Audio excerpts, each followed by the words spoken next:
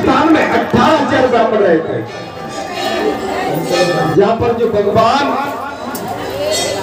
ब्रह्मा विष्णु और महेश के द्वारा उत्पन्न किए गए वे सभी के सभी सदाचारी पवित्र तथा ब्रह्म वक्ताओं में श्रेष्ठ है और उनके दर्शन मात्र से मनुष्य बड़े बड़े पापों से मुक्त हो जाता है।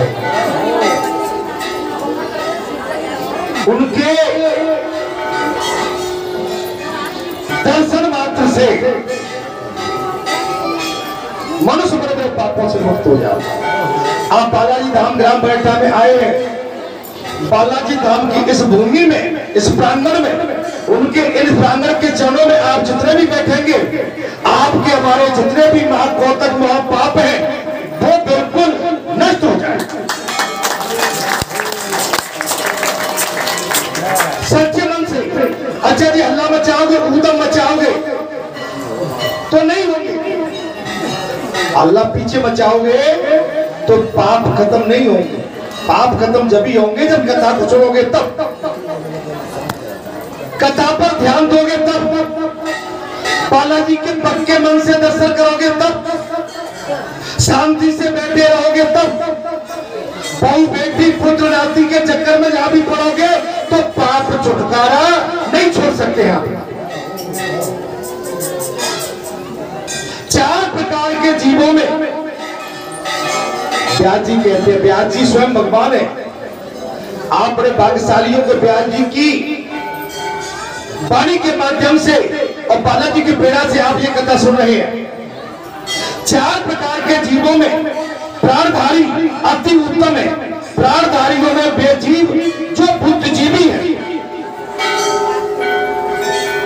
प्राणियों में वे जीव जो बुद्धिजीवी है, वे सभी श्रेष्ठ माने गए। बुद्धिजीवी माने जिसका अधर्म की ओर मन न जाता हो, सेवा भाव, सदाचारी, धर्म परायण कार्यक्रमों में भाग लेना और ऐसे स्थानों पर आके चुपचाप बैठ के कथा सुनना, बालाजी धाम में आकर हल्ला नहीं मचाना, सेवा करना, भक्तों का आदर सम्मान करना। बुद्धिजीवी प्राणियों में भी मनुष्य श्रेष्ठ है। अच्छा, मनुष्यों से भी ब्राह्मण, उनसे भी विद्वान, विद्वान से भी और पवित्र बुद्धि वाला, उनसे भी कर्मठ और कर्मठों से भी अधिक परायण पुरुष सबसे श्रेष्ठ होता है, जो कर्म परायण होता है। ब्राह्मण भी है लेकिन ब्राह्मण से श्रेष्ठ है धर्म परायण। धर्म परायण से भी श्रेष्ठ है कर्म परायण। जो धर्म से जुड़ने के बाद अपने कर्मों में सर्वश्रेष्ठ हो, माने धर्म से जुड़ने के बाद वो दिखावा न करे। यहां से जाने के बाद आप मेरे जितने भी भक्त हैं, माता बहन बेटी बैठे हैं, आप अपने घर परिवार में कैसा वातावरण रखते हैं जी मुझे बताइए। आप कथा सुनने के बाद पहली कतार में बैठना और बड़े भाव से सुनना, लेकिन घर में आप अपनी बहू के साथ, ननद, दौरानी, जेठानी, जेठ, ससुर, देवर, समाज के साथ आपका व्यवहार कैसा, पड़ोसी के प्रति आपका भाव कैसा, भाई बंधु सगे संबंधी, इनके प्रति आपका आचरण कैसा है। अगर आपके आचरण में खोट है तो आप सर्वश्रेष्ठ नहीं हो सकते। मैं कथा दोबारा कहता हूं, प्राणधारियों में जो भी बुद्धिजीवी है वे सभी श्रेष्ठ माने गए। प्राणधारियों में जो भी बुद्धिजीवी है वे सभी श्रेष्ठ माने गए और मनुष्यों में भी ब्राह्मण सर्वश्रेष्ठ है। मनुष्यों में कौन सर्वश्रेष्ठ है? बोले ब्राह्मण। और उनसे भी सर्वश्रेष्ठ कौन है? ब्राह्मण से विद्वान, और विद्वानों से भी पवित्र बुद्धि वाले, विद्वानों से भी पवित्र बुद्धि वाले।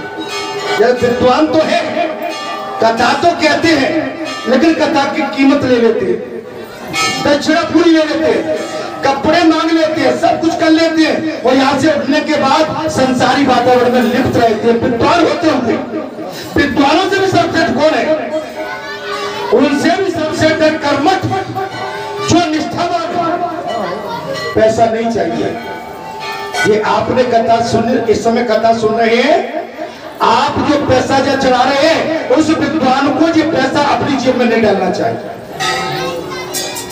निष्ठावान भक्तों के प्रति, संतों के प्रति, समाज के प्रति, राष्ट्र के प्रति, अपने सभी महापुरुषों के प्रति निष्ठावान वो श्रेष्ठ। अपने लिए नहीं बोले, अपने परिवार के लिए, घर के लिए, गांव के, अपना बेटा देखा, भैया देखा, आजा आजा, बैठ जा बैठ जा, गोदी में लुल्लू लुल्लू पुल्लू पुल्लू, नहीं, वो नहीं। सन्मुख होए जीव में जबई और जन्म कोटि विनाश हो।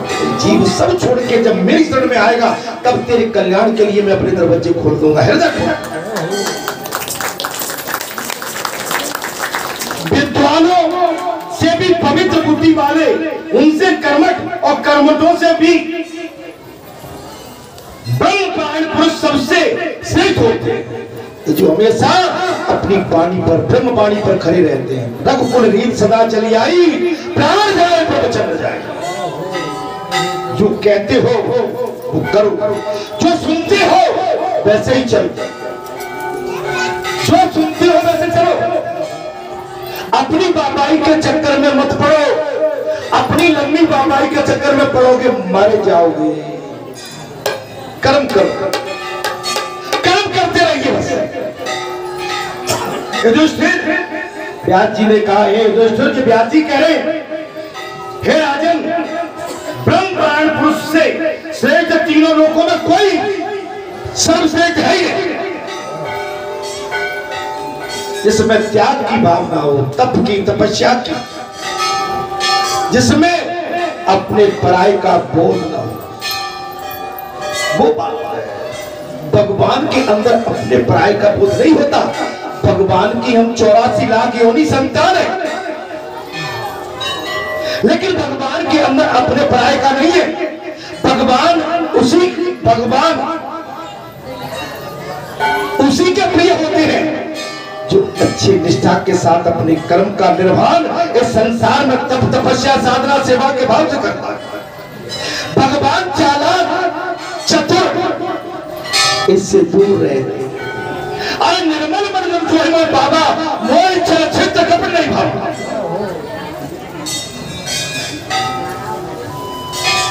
बुद्धि हमारी राजा दक्ष जैसी न हो। जब मातेश्वरी कैलाश से अगस्त मुनि आश्रम में कथा सुनने के लिए आई थी, एक बार त्रेता युग माही, संग गए कुंभजर सपाई, संग सती जग जनन भवानी, ऋषि पूजे अकलेश्वर जानी। एक बार त्रेता युग माही, संग गए कुंभजर समाई, संग सती जगत जनन भवानी, ऋषि पूजे अकलेश्वर जानी। जब आई थी तब कौन थी कथा सुनने के लिए? जगत जननी, ऋषि पूजे अकलेश्वर जानी। सारे ऋषि, श्रेष्ठ से श्रेष्ठ ऋषि मां भगवती की जड़ वंदना कर रहा है। लेकिन अगस्त मुनि आश्रम में आके माता ने जो कौतुक किया, जो कोलाहल किया, जो तानेबाजी, छीटा कसी अगस्त मुनि पे, भगवान शंकर के आराध्य श्री राम पर कटाक्ष पर कटाक्ष, भगवान शंकर ने बहुत समझाया, देवी ये तो भगवान है, लीलाधारी है, लीला कर रहे हैं, आप इस पर मत जाइए। हम आप तो अगस्त मुनि आश्रम में कथा सुनने के लिए आए हैं। भगत जी की बड़ी दाढ़ी है, मत जाइए। लंबे बाल है, मत सोचिए। भगत जी बूढ़े हैं, इस पर भी मत जाइए। भगत जी मोटे ताजे हैं, इस पर भी मत जाइए। भगत जी की बाणी से क्या बात निकल रही है उसको पकड़ लो बस। क्या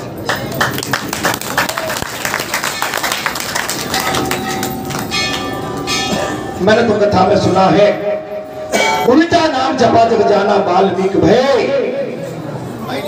ब्रह्म समान। भगवान का नाम अगर उल्टा सीधा भी आ जाए तो उसमें भी कल्याण छपा है। कथा में आके हमको तर्क नहीं करना चाहिए। कथा में भगत जी कैसे दिखते हैं, भगत जी ऐसे होते, भगत जी वैसे होते, भगत जी नक और ऐसे होते, ये अमुक ऐसे होते, फलाने ऐसे होते। होते कैसे भाई? भाई हैं वैसे ही होते तो कैसे होते? तुम्हारे कहने से नहीं होते, जो भगवान ने बनाए वैसे ही। हमारे आपके कहने से अगर सब बन जाए बात, भैया तो बेटा हमारे आपके कहने से अगर बात बन जाए तो फिर बात ही क्या है ना? कथा में मन नहीं लगा महाराज, भगवान ने बहुत समझाया है तो क्या है? कहीं तो सुनत रघुपति गुण गाता और कछुदिन तहां रहे गिरनाथा। भगवान शंकर ने सती के साथ रह के कथा सुनी और समझी, लेकिन सती के तर्क कुतर्क के कारण भगवान शंकर को जाना पड़ा। महाराज मुनसन बड़ा बांग त्रिपुरारी चले भवन संग दक्ष कुमार। बाबा तुलसीदास जी ने चौपाई को पलट दी। अगर हमारा कथा में मन नहीं लगा, कथा में कुतर्क किया, कथा में हल्ला किया, कथा में असरदारी बरती, तो आप सियाने और चतुर कहलाओगे। अगर वास्तव में कथा सुनने आए तो चुपचाप बैठ जाइए, कथा को सुनिए। बोले ब्रह्म परायण पुरुष से भी श्रेष्ठ तीनों लोगों में कोई नहीं। ब्रह्म परायण जो ब्रह्म मुहूर्त में उठता हो, बात का धनी हो, सारे वचनों पर निष्ठावान हो, मर्यादावान हो, सहनशील हो, कर्म निष्ठा के साथ करता हो, सबके हित की बात करता हो, अपने लिए कुछ भी नहीं चाहता हो, जन कल्याण की बात करता हो, राष्ट्र हित की बात करता हो, उसको कहते हैं ब्रह्म परायण, माने सबका हित चाहने वाला। ब्रह्मा जी ने ब्राह्मण को सब प्राणियों का स्वामी बताया है। यो तो ब्रह्मा जी ने ब्राह्मण को सब प्राणियों का स्वामी बताया। आप समझ सकते हो, ब्रह्मा जी ने ब्राह्मणों को सब प्राणियों का स्वामी बताया, इसलिए संसार में जो कुछ है सबका योग्य अधिकारी ब्राह्मण ही है। ये बात आती, लेकिन मैं फिर यहां कहूंगा, आप ध्यान देना, ब्राह्मण ही है, सदाचारी ब्राह्मण ही सब कार्यों एवं अधिकारियों के योग होता है। सदाचारी ब्राह्मण, इसमें भी बात लगा, ब्राह्मण कैसा हो? सदाचारी, सत्य बोलता और त्यागी हो, निष्कपट निश्चली हो, वो ब्राह्मण हो। जो आचार से भ्रष्ट हो गया हो, अब आती है बात, जो ब्राह्मण अपने आचार से भ्रष्ट हो गया हो वो योग्य नहीं कहलाता। कथा को ध्यान से सुने, जो ब्राह्मण आचार से भ्रष्ट हो गया हो, आचार से, वो योग्य नहीं कहलाता। इसलिए ब्राह्मण को सदा आचरणवान होना चाहिए। इसलिए ब्राह्मण को सदा आचरणवान होना चाहिए, छल कपट नहीं, चोरी नहीं। ब्राह्मण होना चाहिए सुदामा की भांति, जितना मिले उसी में संतुष्टि, जितना मिले उसी में संतुष्टि, कपटी न हो, छली न हो, झूठ न बोलता हो, राग द्वेष रहित तो उत्तम बुद्धि वाले महापुरुष जिसका पालन करते हैं। और जो ब्राह्मण राग द्वेष से बच के रहता हो, उसका सदा महापुरुष आदर सम्मान करता। कथा में मैंने कई बार कहा, ब्राह्मण के लिए चाहिए कि उसके आचरण शुद्ध होना चाहिए। जो 5 पंच दे दे, जो जजमान दे दे, उसी में संतुष्टि होना चाहिए। अलग से नहीं, अलग से नहीं, पीछे से नहीं, दाएं से नहीं, बाएं से नहीं, और ऊपर से नहीं, और नीचे से नहीं। कथा कह रही है, मैंने कह रहा, फिर सुना दो। सबका योग अधिकारी ब्राह्मण है। वैसे जितनी मानव जाति है उसका योग अधिकारी स्वामी ब्राह्मण है। सदाचारी ब्राह्मण ही सब कार्यों एवं अधिकारों के योग्य होता। जो आचरण से भ्रष्ट हो जाए ब्राह्मण, वो योग्य नहीं होता। जो आचरण से भ्रष्ट ब्राह्मण हो जाए वो योग्य नहीं होता। इसलिए ब्राह्मण को सदा आचरणवान होना चाहिए। इसलिए ब्राह्मण को सदा आचरणवान होना चाहिए और द्वेष से रहित, द्वेष कलेश से रहित। जे मेरा, जे तेरा, मेरे लिए जे, उसके लिए जे, उकसाना नहीं चाहिए, मर्यादा बना के रखना चाहिए। अपने हित में किसी को छीटा कसी न करना चाहिए। क्या समझ में आ रही है? मैंने नहीं कहा, जो कथा में लिखा हुआ। उत्तम बुद्धि वाले महापुरुष जिनका पालन करते हैं उसी को विद्वान ने धर्म मूलक सदाचार का है। जो अच्छे लक्षणों से ही नहीं, वो मनुष्य को भी चाहिए कि वो श्रद्धालु एवं अधोदर्शी होकर भली भांति सदाचार का पालन करे। जो संसारी मनुष्य है उसको चाहिए कि वो भी इस कथा को सुनकर इन आचरणों का पालन करे। ऐसा करने से वो 100 वर्षों तक आयु भर जीवित रह सकता है। अगर वो सच्चा ब्राह्मण है, साधक ब्राह्मण है, अच्छे आचरण वाला है, या कोई महापुरुष या कोई संसारी सत्पुरुष अच्छे आचरण वाला है, सच्चे आचरण वाला है, त्यागी बैरागी है, तो गारंटी है कि वो 100 वर्ष तक जिंदा रह सकता है।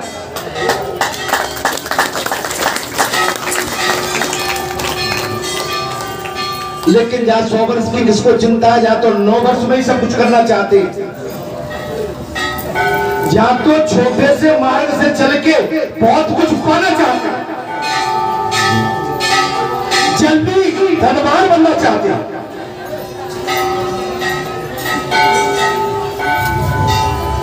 अपने अपने वर्ण आश्रम को कर्मों से, वेदों से, स्तुतियों द्वारा प्रतिपादित धर्म का पालन, सदाचार, आलस छोड़कर सेवन कर। आलस छोड़ना पड़ेगा। देखे होंगे कई कूलर पंखे में पड़े रहते हैं, आचरण ठीक नहीं है, खा लेते हैं, सो जाते हैं, डले रहते हैं, पुड़िया लगा लेते हैं, तंबाकू लगा लेते हैं, दारू पीने वाले रात को दम लगा देते हैं। आप समझ सकते हो। अब मैं क्या क्या बातें कहूं, मैं उनमें नहीं जाना चाहता। आचरण आप शुद्ध रखिए, आचरणों में खड़े। प्रातः काल 4 बजे बिस्तर छोड़ो, बढ़िया अपनी दिनचर्या में जुड़ जाएंगे। और भगवान ठाकुर जी की पूजा आराधना के बाद अपनी कर्म भूमि में जाइए। कर्म भूमि को भी धर्म रीति से निभाइए, धर्म नीति से। कर्म में कर्म में जाने के लिए आटे में चावल, चावल में आटा मत मिलाओ, चावल में कंकड़, दाल में कंकड़ मत मिलाओ, तेल में पॉमी ऑयल मत डालो, घी में तेल मत मिलाओ, दूध में पानी मत डालो, नहीं तो पूरा कर्ज देना पड़ेगा तुमको। जितने भी हमारे बुधिया भैया है, जो हमारी माताएं भैंसे बांधे हुई है, और वो धीरे से बांधा 2 लोटा दूध में पानी डाल दे, पानी में दूध डाल, दूध में पानी, और दे देती है। मैया जब कर्जा चल गया। आजकल हमारी माताओं का एक चक्कर और चल रहा है, खेती से, खेती में खूब पैदावार हो रही है। मैं एक चीज कहूं ब्राह्मण, खेती में खूब पैदावार हो रही, लेकिन भैंस दो बाल दो, किस लिए? वो जो भीतर की तनख्वाह वो हमारे पास आती है। अगर खेती में तो इकट्ठी आएगी, लेकिन हमारी माताओं को रोज चाहिए टनाटन। कितना किलो दूध चलोगो? बोले आज दो तो 1.5 किलो, मैंने आधा किलो पानी ना, 2 किलो है वो तो अच्छा।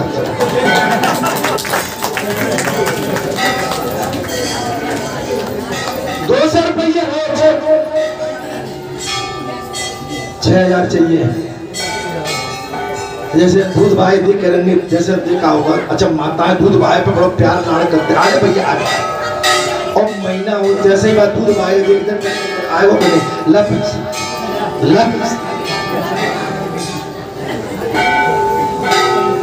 बड़ा चक्कर है।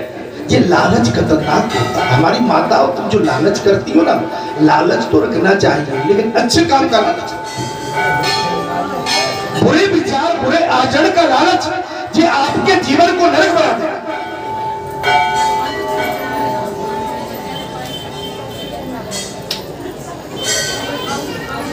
बालाजी पे क्षेत्र में नाजहानों में माल बाल उड़ा लेंगे, बढ़िया टाक के बोरी धरते ही, और पीछे को जो पिछवारो अखबारों बच्चों बोले एक काम करो बालाजी पे, जहां में कचरो मचरो बोरी पे तगड़ी दिखाई डाल दो बालाजी।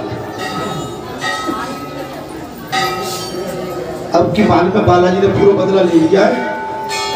क्षेत्र में 7000 7.5 भिजवा के अब 6000 रुपये गाड़ी अटकवा दी है, जो टंटन पाल बैठी है।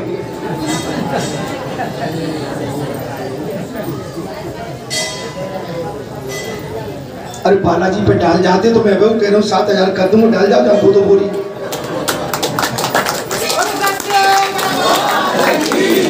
अगर कहूँ पे 50-60 क्विंटल होगी तो 2 बोरी तो तुम्हारी 10,000 रुपये तो जाएंगे ना हमारा। अरे तुम्हारा कम से कम 60,000 को फायदा है यार, डाल जाओ तुम और देख लो, तुम डाल के जरूर सही। लेकिन जो तुमने करो, बालाजी हर साल बढ़िया सरसों दे रहे हैं। बालाजी पे कहा 5 किलो 10 किलो, मैं पूछ दो कहा भैया ड्रम भर गो, ड्रम खाली डरो।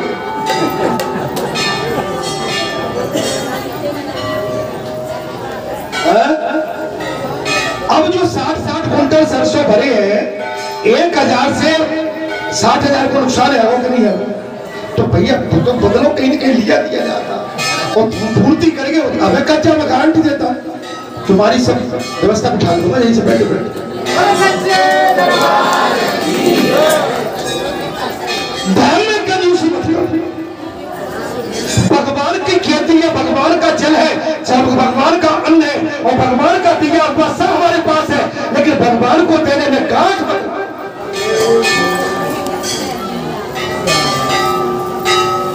भगवान को देने में गांठ मत लगा।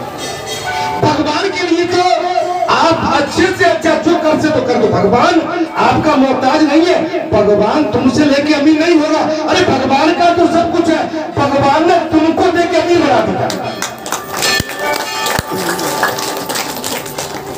भगवान का सब कुछ है।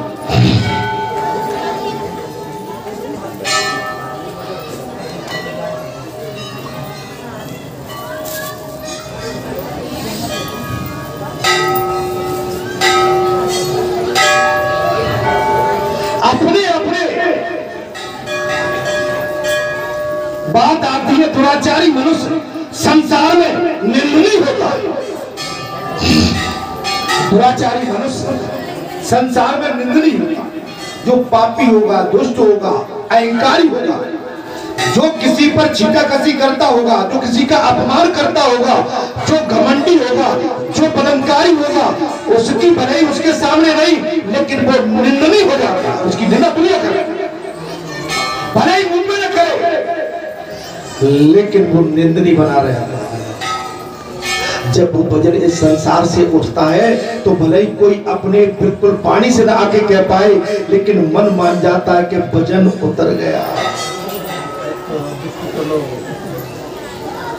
कथा में दिया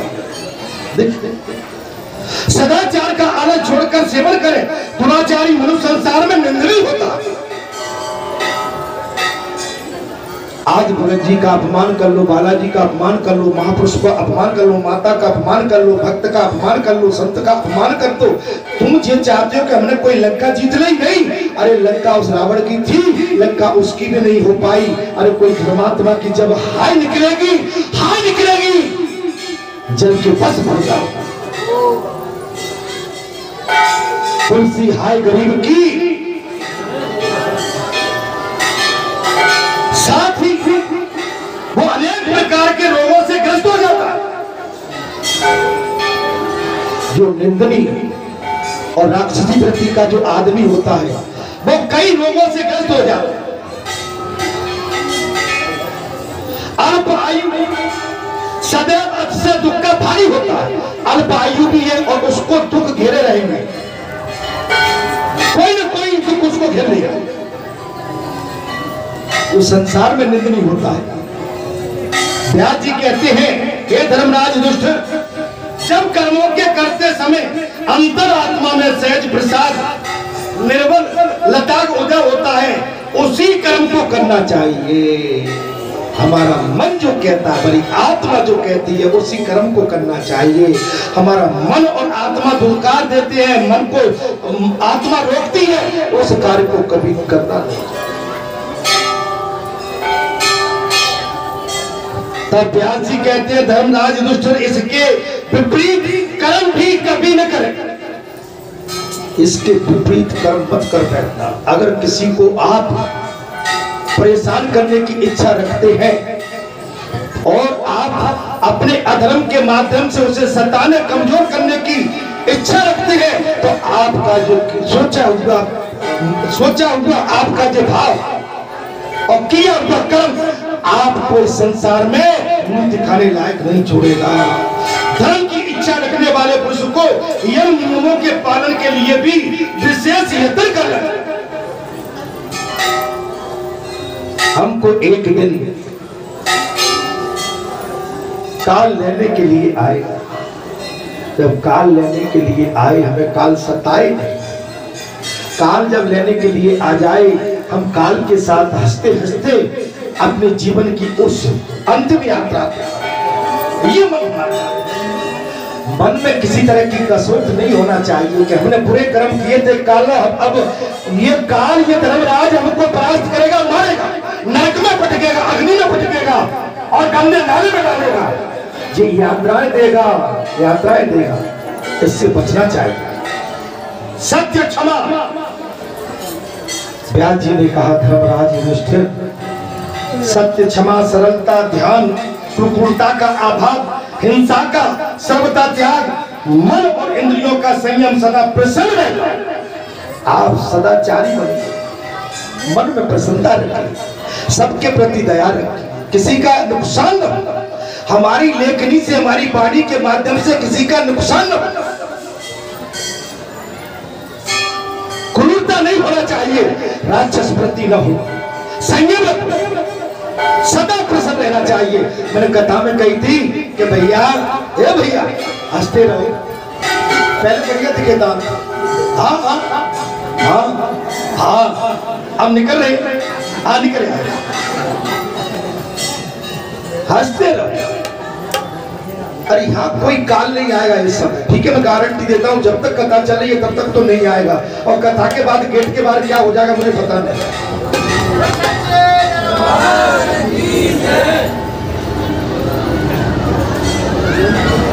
सत्य और क्षमा, हमारे अंदर सत्य वृत्ति और क्षमा, सरलता, इसका ध्यान और इंद्रियों का संयम। इंद्रिय हमारे वश में, देख पढ़ाई नाय को मतलब ज्यादा जीव और रूखी सूखी खाए के ठंडा पानी। आप अपने संयम में रहें, सदा प्रसन्न रहना चाहिए। व्यास जी बोले, हे धर्मराज, मधुर वार्तालाप करना चाहिए। मधुर वाणी और वार्तालाप आपकी मधुर, छीटा कसी नहीं। कोई आया, कोई महापुरुष बैठे हैं और तुमने आके लठ मार दिया, बैठो। आपके आचरण, अगर आपने गलती की, आपके आचरण बताते हैं कि आप सदाचारी नहीं हो। लोग वहां से उठ के चल देंगे, वो आपसे बात भी नहीं करेंगे।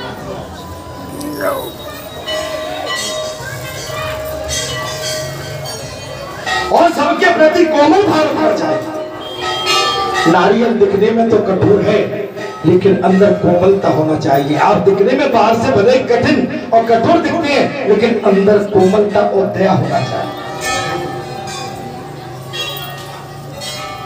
ये 10 में क्या गए हैं? और सोच, स्नान, तप, दान, मौन, यज्ञ, स्वाध्याय, व्रत, उपवास और उपस्थ इंद्रियों का दमन, ये 10 नियम बताए गए हैं। काम, क्रोध, मद, लोभ और मात्सर्य, इन 6 बैरियों को जीतकर मनुष्य सर्वत्र विजय प्राप्त कर सकता है। काम, क्रोध, मद, लोभ, सब इनको जीतने के बाद मनुष्य सर्वत्र विजय प्राप्त कर सकता है। दूसरों को कष्ट न देते हुए नरक लोक में सहायता देने वाले धर्म का धीरे धीरे संग्रह करें। यदि धर्म की भली भांति रक्षा की जाएगी तो वो परलोक में सहायक होकर आपकी रक्षा करेगा। धर्म की रक्षा करें, धर्म पर प्रहार मत करें, धर्म पर प्रहार मत, धर्म की रक्षा की। अगर धर्म की रक्षा नहीं की तो आप जब संसार छोड़ के जाएंगे धर्म आपकी सहायता नहीं करेगा। धर्म सहायता कब करेगा? जब आप इस समय धर्म की सहायता कर रहे हैं, धर्म आ जाएगा। नहीं नहीं, आप इसको इतना मत सताओ, इसने कुछ अच्छे काम किए, इसको आगे बढ़ने दो। पिता, माता, पुत्र, भाई, स्त्री और बंधुओं से भी बढ़कर मनुष्य सहायक धर्म का है। माता, पिता, पुत्र, पत्नी से बढ़कर भी मनुष्य सहायक धर्म का ही है। जीव, ये व्यास जी कह रहे हैं, धर्मराज युधिष्ठिर, जीव अकेला ही जन्म लेता है और अकेला ही मरता है। धर्मराज व्यास जी ने कहा, धर्मराज, जीव अकेला ही जन्म लेता है, अकेला ही मरता है, पुण्य भोगता है, अकेला ही पुण्य भोगता है और अकेला ही पाप भोगता है। अकेला ही पुण्य भोगता है, अकेला ही पाप भोगता है और मृत्यु को छोड़कर इस शरीर को काट और मिट्टी के बेले की भांति त्याग कर भाई बंधु मुंह फेर लेते हैं और परलोक में जाते हुए जीव के साथ केवल उसका धर्म साथ जाता है, धर्म और अधर्म। आप जानते हैं शमशान में एक तिल्ली के द्वारा 2 कुंटल 3 कुंटल लकड़ी, 1 कुंटल कंडे ईंधन में अग्नि प्रवेश कर दी जाती है महाराज, और जीव को जला दिया जाता है। कपाल कब फूटता है? प्रतीक्षा शमशान में इसकी की जाती है कि कपाल चटका के नहीं चटका। खोपड़ी चटकी के नहीं चटकी, जब खोपड़ी की चटनी की आवाज आ जाती है, आप शमशान से देखिए, वो शमशान में जो आपके साथ गए थे वो भागते हो। क्या इनको फिर शमशान नहीं आना है क्या? क्या इनको इस तरह से इस चिता में नहीं चलना है क्या? मैं गलत कह रहा हूं? जीते लकड़ी मरते लकड़ी, देख तमाशा लकड़ी का, जिस दिन तेरा जन्म हुआ था पलंग बिछाता लकड़ी का। और जीते लकड़ी मरते लकड़ी, देख तमाशा। जीव शमशान में भी फिर भैया हो भैया वहां से भी भग लेता है। कपाल चटका नहीं, भगे नहीं। कहां गए थे? और दादा फलाने चले गए थे, तो तुम अमर होके आए हो, तुम भी दादा बन के किसी दिन बाद तुम भी चटको।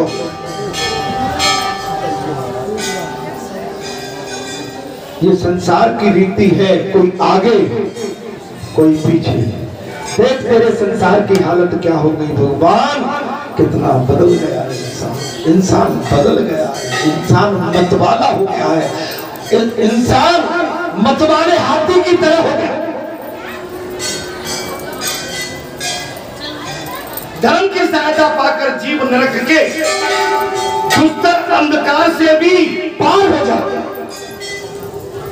अगर आपने धर्म का साथ दिया है तो आप बालाजी धाम में सेवा करते हैं, तब आप बालाजी धाम में नित्य आके पूजा करते हैं, तब आप यहाँ पर सच्चे मन से सेवा भगवान के चरणों में अनुराग रखते हैं, तब यही बालाजी सरकार वहां पहुंच जाएगी। नहीं नहीं, ये मेरा भक्त है, इसको धर्मराज इसको सताओ बहुत दया बरती जाती। तो आपको दया चाहिए क्या? दया चाहिए? दया चाहिए क्या? तो दया ले जाओ मुझसे, मैं कहता रहूं, लेकिन यहाँ जुड़े रहो पक्के मन से, तब यहाँ जो कथा कही है कैसे चलोगे, तब अपने पंथ से अपने धर्म से नहीं हटोगे, तब अपने पति को चिढ़ाओगे नहीं, तब अपने पति से बुरी भली नहीं कहोगे, तब अपने पति से जो नहीं कहोगे कि मैं कहाँ फंस गई। ऐसा हो जाता है कि तू ही कंठ मिलो हतोगा, तू ही कंठ मिलो हतोगा भाई, और वो मिलते तो और आनंद होते। हाँ, ऐसा पति के साथ बाहर नहीं, ठीक है? पति कैसा भी हो, भले काला हो, लगड़ा हो, लूला हो, अंधा हो, पति परमेश्वर हो, परमात्मा का स्वरूप हो। इसलिए पति का आप बिल्कुल सेवा करें, और पति का भी कर्तव्य बनता है कि उसका भी अपनी पत्नी के प्रति सुहृदय सरल हृदय होना चाहिए। चलिए मैं कथा की ओर आता हूं। महाराज, जो स्वाध्याय नहीं करता है, सदाचार का उल्लंघन करता है, बात आती है कि जो मर्यादा का उल्लंघन करता है, जो कथा सुनने के बाद, वेद शास्त्र सुनने के बाद वो मर्यादा का उल्लंघन करता है, आलसी, दूषित अन्न खाने वाला, आलसी और दूषित अन्न खाने वाला, मदिरा, मीट, तामसी भोजन खाने वाला, ऐसे ब्राह्मण को यमराज कष्ट देते हैं। ऐसे ब्राह्मण को यमराज कष्ट देते हैं। अतः ब्राह्मण प्रयत्न पूर्वक सदाचार का पालन करे।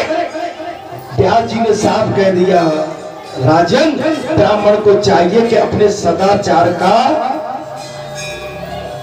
परिपूर्णता के साथ पालन करे। रात्रि के अंत में आधे पैर का समय ब्रह्म मुहूर्त कहलाता है, लेकिन आजकल तो आधी रात्रि में सोने जाते हैं भाई।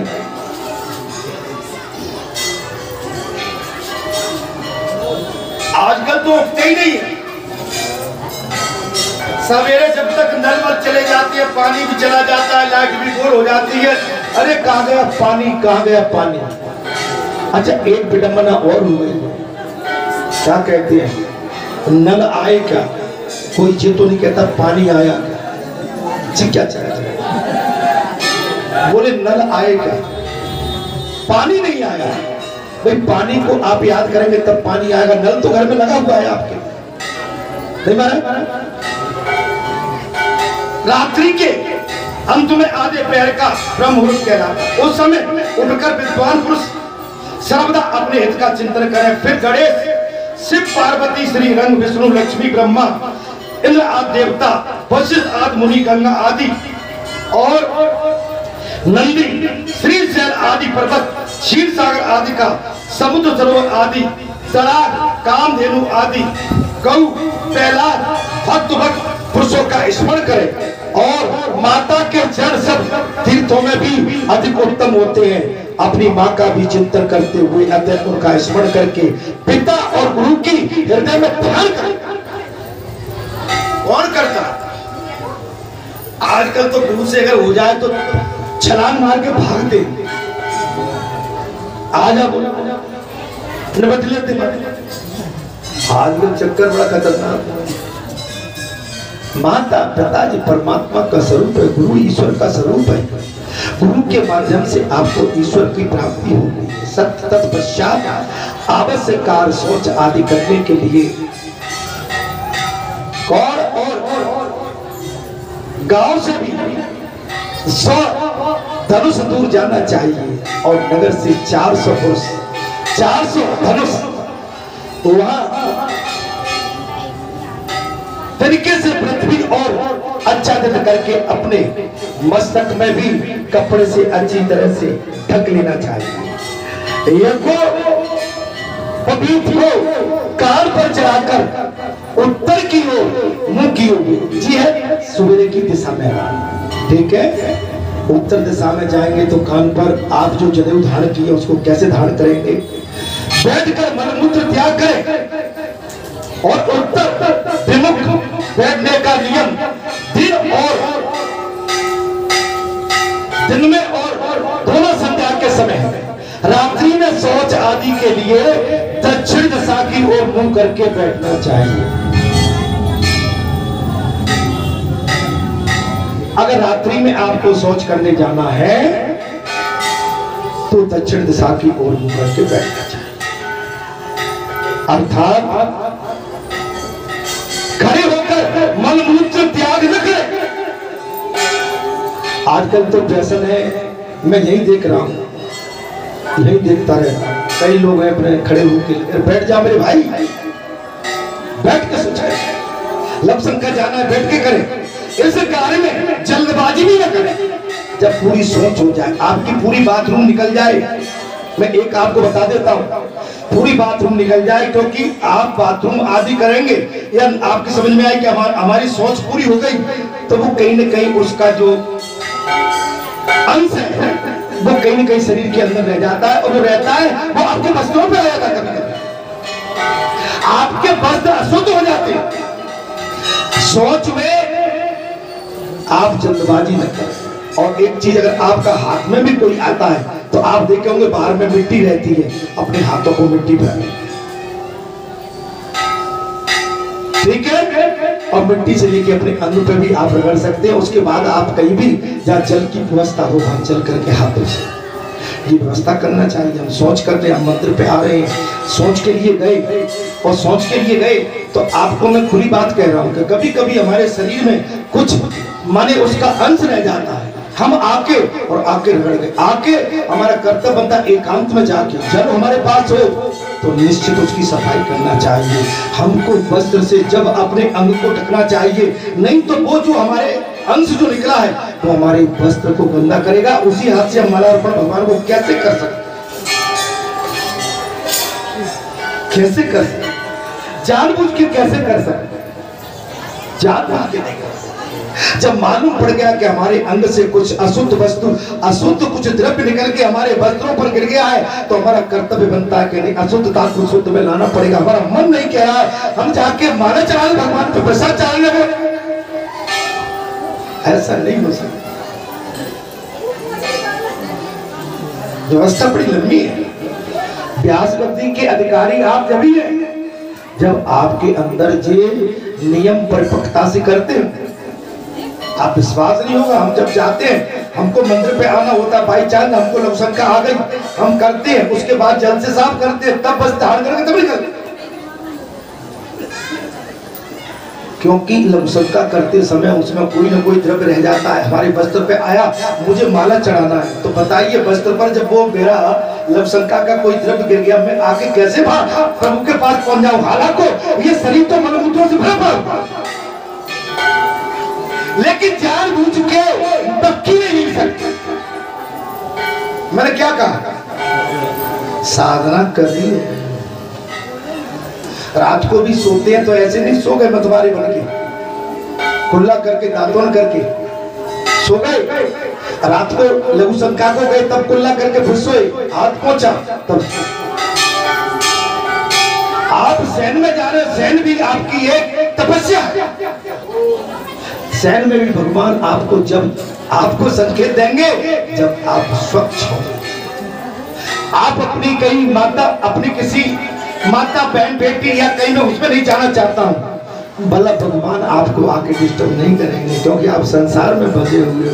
भगवान डिस्टर्ब जब करेंगे तब आप एकांत पर पड़े हुए हो, केवल भगवान पर ध्यान धर के भगवान का ही आप ध्यान कर रहे हैं, तो परमात्मा आ जाएंगे, आपसे मिलन होके चले जाएंगे। परमात्मा आपको जी करना पड़ेगा।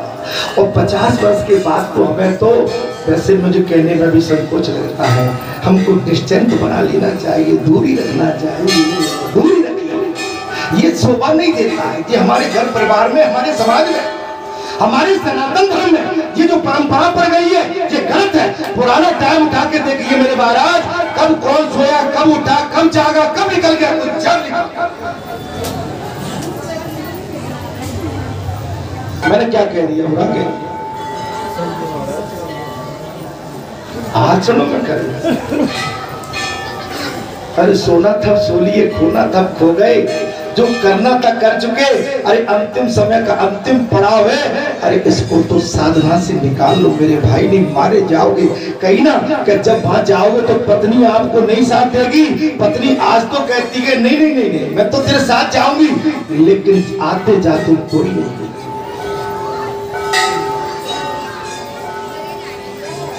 इसलिए है मुसाफिर मत भटको, सदाचार का उल्लंघन करता, आलसी और दूषित अन्न खाने वाला ऐसे ब्राह्मण को यमराज कष्ट देते हैं। अतः ब्राह्मण प्रयत्न पूर्वक सदाचार का पालन करने वाला हो, अर्थात महाराज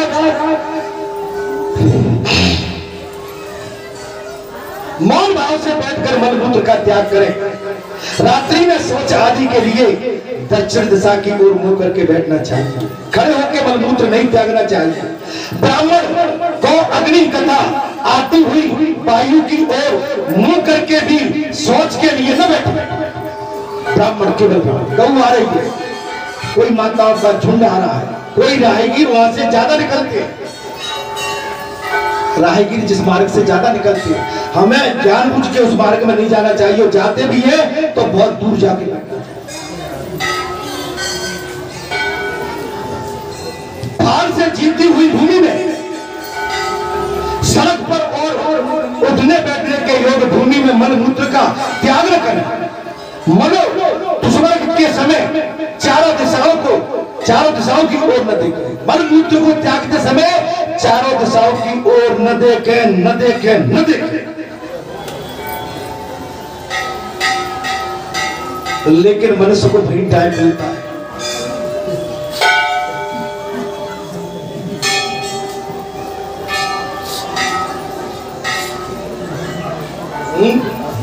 सभी करती हो। अच्छा ऐसे देख रहे हैं बालाजी करते होंगे, इसका मतलब ये है कि जहां आप मलमूत्र का त्याग कर रहे हैं वहां आंखें बंद करके चुपचाप, अगर टॉयलेट में बैठे हैं फ्लैश को चला दें, शौच कर लें, उठ जाए। अगर किसी खाली स्थान में किसी भूमि पर बैठे हैं वहां भी आंख बंद कर लें। बस जब तक शौच करते हैं, जब आप शौच से निवृत्त हो जाते हैं, जल का उपयोग करके उठें और शौच की तरफ न देखें। जो आपने शौच किया था उनको उसको न देखें, गंदगी को न देखें। अगर आपने अपने की हुई शौच का दर्शन कर लिया, आपका मन मानसिकता दोनों दूषित और गंदी हो जाती, नहीं आ सकती। अरे भैया अभी समझ में नहीं आ रही, अरे मैं तो भाई सफा दे दूंगा। और ग्रह और नक्षत्रों की ओर दृष्टि न देखें, ग्रह और नक्षत्रों की ओर दृष्टि न डालें, ऊपर आकाश की ओर न ताके। हमारी गांव में जो माताएं खुले स्थानों में शौच करने के लिए जाती हैं वो चारों तरफ न देखें। माताओं के लिए तो मैं बोलूंगा तो अतिशयोक्ति होगी। अगर चार माताएं शौच के लिए खेत खलिहान में निकल गई तो लगेगी कि शौच करते करते कोई गीत गा रही है, बतैया गा रही है, भेंट गा रही है।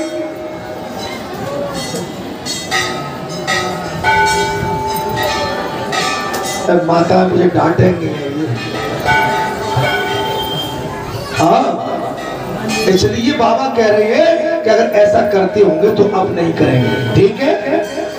मन की ओर भी दृष्टि न करें, क्या बात आ गई, मन की ओर दृष्टि न करें। मन त्याग के पश्चात मनुष्य कंकर आदि से रहित चिकनी मिट्टी ले मल त्यागने के पश्चात कंकड़ रहित, कंकड़ न हो, चिकनी मिट्टी ले ले। वो मिट्टी चूहों की खोदी हुई हो या सोच से बनी हुई हो, केस आदि से मिली हुई नहीं होना चाहिए। बाएं हाथ से खुदा में एक बार मिट्टी लगाकर उसे जल से धो डालना। कौन करता है? मैं अमेरिका में गया था। क्या वो तो अमेरिका में क्या है, इंडिया में भी वेस्टर्न लेट बहुत रहे इस समय। वेस्टर्न आप होटलों में जाएंगे तो वेस्टर्न लेटरिन बहुत है, बाथरूम बाथरूम, और उनमें वो कागज के वो लगे रहते हैं बंडल। क्या करते मालूम है? आप कहो तो कह डालता हूँ, बात निकली है तो बता दे। कागज के बंडल और उससे बने साफ करके कितना गंदा लगता है। मैं महाराज वहां गया अमेरिका में तो मैं तो परेशान हो गया। वो बंडल बंडल नहीं भैया, मैं तो बैठ जाऊंगा, तू भैया और कहूँ खेल खलियान बता दे, मैं इसमें सोच नहीं कर पाऊंगा। तो बालक ने अलग से उसमें एक ऐसा इंस्ट्रूमेंट लगाया महाराज कि वेस्टर्न था, लेकिन उसमें जो उसका जो प्रेशर था वो नीचे से लगा दिया। तो वो जब सोच करते थे तो नीचे से अपने आप आपको हाथ भी नहीं लगाना पड़ता। आपकी सोच की सफाई। तो ये माने हमारे, अब इसमें आप हंसिए मत, ये तो संसार हम आप रोज करते हैं, दोनों टाइम करते हैं। इसी प्रकार 5 बार मिट्टी लगाकर खुदा को धोएं, एक एक बार दोनों पैरों में मिट्टी लगाकर धोएं और दोनों हाथों से 3 बार मृत्यु काल लेपन पूर्वक धोएं। और गृहस्थ पुरुष इसी प्रकार सोच की शुद्धि करे। जब तक मन का लेप और दुर्गंध न मिट जाए तब तक उसे धोते रहना चाहिए।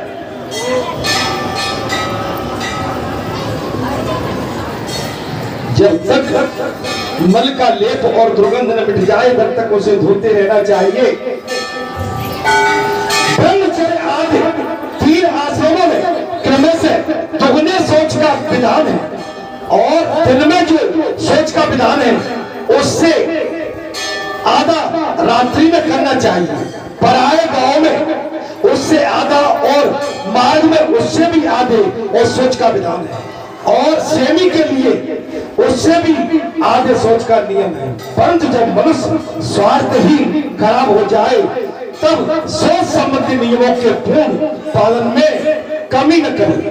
हाथ पैरों की शुद्धि के लिए पश्चात मनुष्य पवित्र भूमि में बैठकर पूर्व उत्तर की दिशा मुंह करके जल से कुल्ला करे। ये व्यास जी धर्मराज जी को बता रहे हैं कि हमें ऐसे पूजा आराधना अपने जीवन में ऐसे रहना चाहिए। वो जल में भूसी कोयला अस्थि एवं भस्म का संसर्ग नहीं करना चाहिए, अत्यंत शुद्ध एवं व्यास जी कहते हैं धर्मराज स्वच्छ जल से आचमन करें। आचमन में इतना जल पिए कि वो हृदय तक पहुंच सके, और इस कार्य में जल्दी नहीं करना चाहिए। ब्राह्मण भारती तीर्थ से आचमन करे।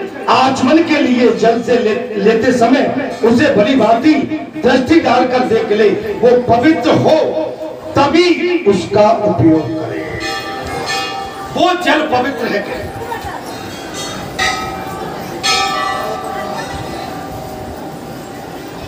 वो जल जो हमने सोच के उपयोग के लिए लिया था वो पवित्र है कि नहीं? ब्राह्मण इसको भली भांति के देख ले। यदि दोनों पैरों को भी न धोए तो आचमन करने पर भी मनुष्य अशुद्ध ही माना जाता है। शौच करने के बाद हाथ पैर मुंह और सर सब धोया जाता है। अब कहेंगे सर कैसे? पानी ले लो, सर पर भी घुमा लो। आप सोच करते हो कपड़े अलग कपड़े पहन के जाते हो, मैं मताब से नहीं पूछ रहा हूँ, फुल कपड़े पहन के जाते हो, सोच में पूरे कपड़े पहन के जो हम घर में पहने रहते हैं ना, आपका कोई तो होगा, गमछा होगा, काछा होगा, नेकर होगी। आप नेकर पहन के जाइए, बनियान को भी हटा दीजिए, जब निकले तब फिर शरीर पर पानी तब आगे आपका यही तो कर्म है। हमारी अगर ये पूरी शुद्धता हम अपने वातावरण में नहीं रखेंगे तो हमारे अंदर जो एक दिव्यता है, भव्यता है, हमारे अंदर जो परमात्मा के जो कण है तो उनका प्रकाश कैसे सबको प्राप्त हो। अर्थात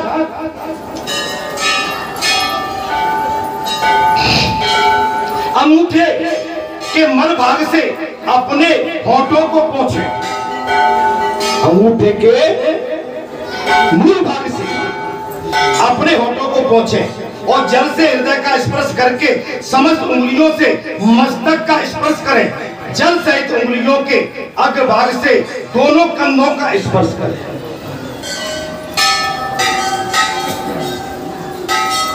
सड़क या गली में धूम आने पर आचमन किया हुआ मनुष्य भी फिर आचमन करे।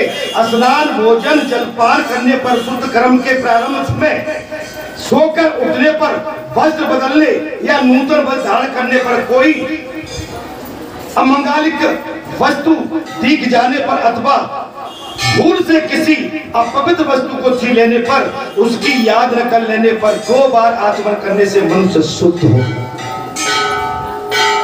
आपने किसी अशुद्ध अपवित्र वस्तु को कहीं छीन लिया, स्पर्श कर लिया, तो आपको जल फेंकना ही पड़ेगा, अपने हाथों को धोना ही पड़ेगा। भोजन करने से पहले 3 बार हाथ धोइए। भोजन करने से ऐसे नहीं कि बैठे हैं। अच्छा, आजकल एक सिस्टम और चल गया है, पलंग पर बैठे हैं, चारपाई पे बैठे हैं, नाव वहीं बैठे हैं। नहीं, भोजन तो नीचे आराम से आसन लेके भोजन किया। थोड़ा सा कथा कह दूं, इसके बाद मैं कथा को बयान करूंगा, ठीक है भैया? आजा आजा आजा आजा। श्री राम जय